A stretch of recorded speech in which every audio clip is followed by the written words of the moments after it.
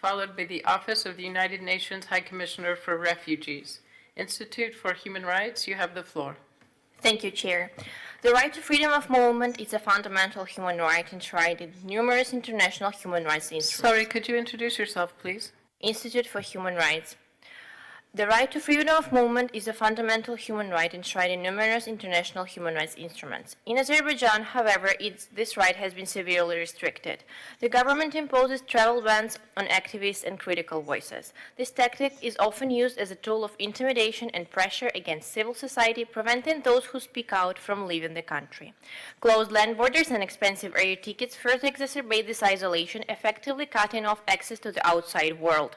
This combination of travel restrictions creates an environment where a dissenting voice are not only silenced domestically but also prevented from sharing their experience internationally, thus reinforcing the government's grip on civil society and suppressing any efforts to hold it accountable on the global stage.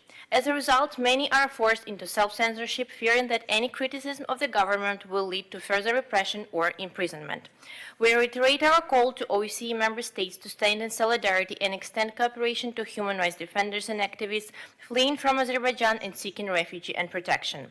The case of Azerbaijani journalist Afgan Sadiqov, who has applied for asylum in Georgia, highlights the critical need for enhanced international collaboration. Another alarming case is of Aftandil Mamedov, a human rights defender who was refused in refugee status after 7 years of consideration, is in danger of being deported back to Azerbaijan because of the outdated document. He cannot travel to other countries.